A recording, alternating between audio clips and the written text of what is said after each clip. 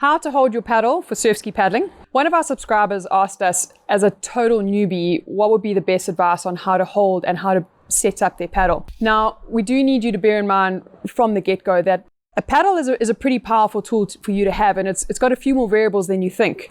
So what we're going to explain to you today is a very basic way to set up your paddle, but we need you to remember that your paddle length, the percentage of carbon and glass in the shaft, as well as the paddle size, so the spoons at the end, can change a lot in the biomechanics of that paddle.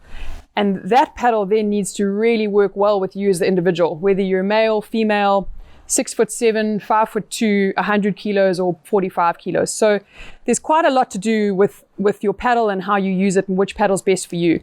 But what we want to basically show you is a very simple way to set up your paddle. And it's one of the oldest in the books. So the rule of thumb is to set your paddle up so that your elbows can be at 90 degrees when they're alongside you. So what we normally get our new paddlers to do is to hold the paddle over their head and then to rest the paddle on their head. And what you're looking for is to see that angle. So are my elbows at 90 degrees? Are they equal apart? So is the middle of the paddle in the center of my head? And is there still a little bit of space on either side of where my pinky ends and before the spoon starts? So the end of the shaft. So the rule of thumb is approximately a thumb's difference, excuse the pun. So maybe 3 to 4 centimeters from where the spoon starts is where your pinky should be. And obviously equidistant on each side.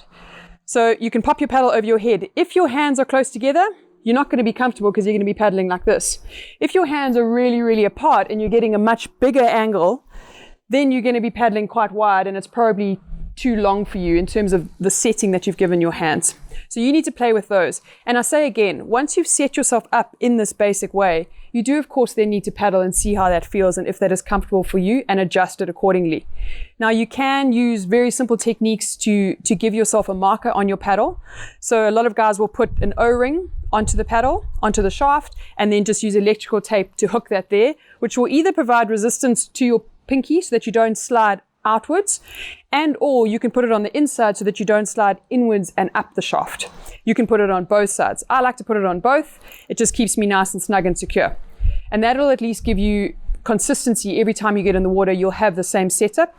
But as I said before, please play with this and make sure that it works for you. It's not just as simple as one theory applies to everything. If you like this video, please be sure to hit the like button and subscribe to our channel so that we can keep you informed when we do more videos like this. And if you have another comment or a query on boat setup or equipment setup that you'd like us to discuss, please feel free to comment in the comment section below.